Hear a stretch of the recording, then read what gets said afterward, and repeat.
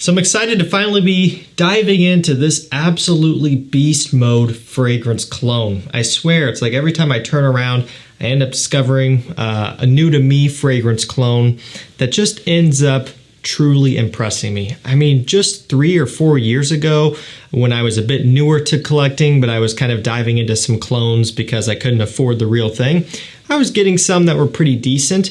But with all of them, even as a beginner, I could tell that they weren't really all up to par in a lot of instances. So just in the past few years, it feels like these clones have come a very long way. Maybe it's just me, I don't know, but some of these are downright scary impressive. And I've posted about this one a few times on my community tab, you guys know, or maybe you don't know. And if you don't, well, over there I post deals anytime they come available, really good deals, something new or rare or discontinued comes into stock, I post about it. And this one has been popping up for great prices, lower than the other fragrances in the line.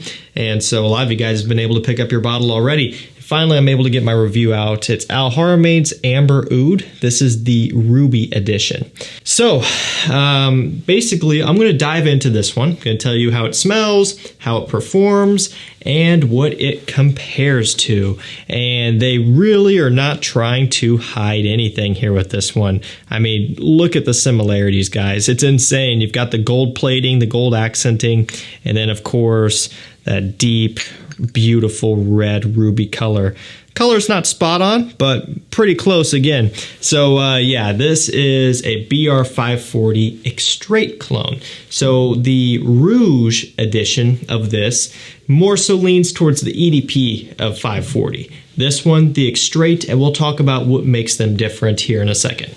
But I do want to start off with how this fragrance smells, Ruby edition. So when you first spray this one on, immediately you get hit with this light, airy, saffron, ambergris, almost ozonicness. And I've always had a little bit of a hard time describing the 540 DNA because it has this light, transparent, woody smell to it.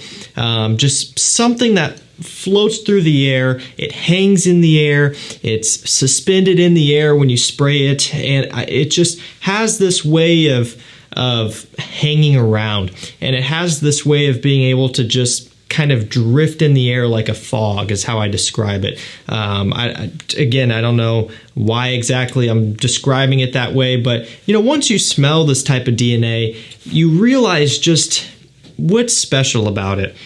And to me, it's the fact that it has this kind of sweet, woody, transparent, and kind of light, transparent, light quality to it. But then it also has this good amount of richness and depth, far beyond that. So it's like there's two layers. You've got this light and wispy layer up top, and then later on, further into the dry down, then you get some richness and some depth out of it. So it's very much a multi-dimensional scent here. I'm talking about both versions here, the real thing and even the clone. So I'll go ahead and read off the full note breakdown of this one real quick. We have almond and saffron up top. We have jasmine and cedar in the mid, ambergris, woody notes, and musk in the base. So the first note I listed off is what makes this one a clone of the Extrait and not the EDP. So if you guys are unaware, the EDP of 540 and Rouge and whatever else, they don't have almond in them, okay? But the Extrait introduces this bitter almond accord, and you pick up on it immediately. That's one of the main separating factors of the two, okay? And I think why people like that so much is it almost gives it a little bit of a masculine grounding to it somewhat, because 540 is very much a unisexual scent. It doesn't matter who you are, you can wear it so long as you like how it smells. I don't really think either version for that matter smells either feminine or masculine. I just think it smells like a unique fragrance. You know, once you start diving into some niche stuff and some more creative artistic fragrances, the gender role of the fragrance kind of goes out the window, and you're just left with identifying the scent and liking it for what it is.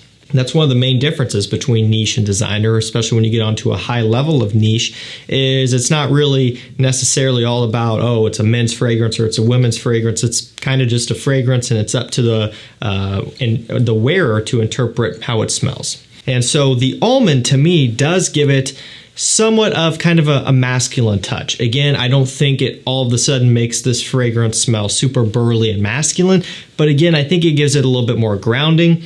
And I think for people who, maybe struggle with the DNA just because it is right there in the middle so much, and maybe even some people would think it leans feminine, I think the almond accord is attractive for those types. For me, either version is cool with me. I just love the DNA in general, but I do really like the Extrait. The one problem with the Extrait, though, is the price point. The EDP is already very expensive. You can imagine this one is much more expensive to the point where it's kind of insane.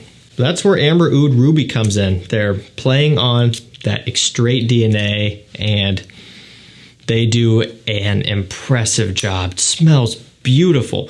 Now, one thing I do want to warn you, if you are testing this fragrance out, doing what I just did there, spraying it up in the air, come to accept the fact that you're going to be smelling that fragrance in the air for quite a while, okay? And this stuff will linger in the air. Talk about leaving a heavy scent trail. And to that point, the performance on skin is also out of this world, and we'll touch on that in another minute, but I want to continue on with the scent a little bit more. You get the almond mixing with kind of this not really salty ambergris, because there's nothing salty about it. It's more of like a smooth ambery accord, very silky, mixing with this bitter almond, which kind of gives it a little bit of a texture. It kind of roughs it up. Like I said, the DNA in general is kind of woody and light and transparent, but the almond breaks it up just a little bit. It's kind of like if you are going to paint something. You rough up the surface with some sandpaper a little bit, just to add some texture to it, so the paint will actually adhere to the surface. That's kind of what the almond does here. Just roughs it up and gives it a little bit of a texture compared to the otherwise very, very smooth EDP. And so I do like that. I like that almond accord in here. The woods, light woods, there's cedar wood, but it's not anywhere near your typical dry cedar wood or smoky cedar wood or anything like that. A lot of times a cedar wood accord could give a fragrance very much a masculine feel. You don't get that here. Very, very light on the woods. Good dose of musk in this one as well. And the jasmine gives it a little bit of a fresh balance, but again, you don't get a whole lot of that. It's all about that almond, that saffron, and just kind of the ambery accord underneath all of that. It smells beautiful. If you are looking for a unique scent to stand out among everybody else, this DNA will do that with no problem. And so we'll touch on that performance now. Longevity on my skin has been so impressive. 12 hours. Legitimately, this is a 12-hour scent on my skin. Got to be careful. This type of DNA can and potentially will cause olfactory fatigue for the wearer, and even the people around you for that matter, if you're with them for a good amount of time and they're relatively close. And by that, it means your nose will tune it out. Just something to do with scents like this. They use a heavy amount of ambergris, ambroxan, at least for me anyway, that will cause that. And I get the same thing with the actual 540 EDP and Extrait. The Extrait, not quite as much as the EDP, and I find same thing here. Again, that almond kind of helps to bring some of that back to where I can smell it for longer. But when you're testing this one, do be aware of that. But when you can get past that olfactory fatigue thing, and really the best way to do that is to spray behind you and not in front of you, because if you spray in front of you on your chest, front of your neck, the scent radiating up constantly will blow your nose out. So spray behind you. We get past that, you'll find that this one's hanging on for 12 hours or more, and it's absolutely insane. You hop in the shower the next morning, that heat and steam will reactivate this one. You can smell it all over again. It's incredible. Projection is also very strong. Now, again, it's kind of a 2-for-1 deal. You get pretty good distance with your projection here, but you also get an incredible scent trail leaving ability. So again, this one will hang in the air long after you've left the room, and so that's pretty cool, and that's my preference when it comes to performance. And so the fact that you get a bit of both is pretty nice.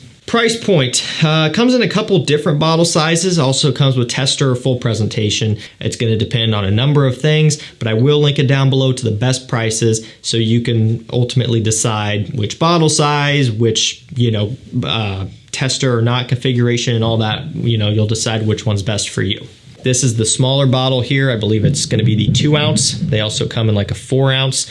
Really, this is plenty. I don't see myself needing more than this because of how strong it is. But depending on what the better deal is for you, you can make your decision based off of that. The price per mil and all that good stuff. The quality of this one is amazing, very smooth, very silky, very rich, full-bodied from opening to dry down.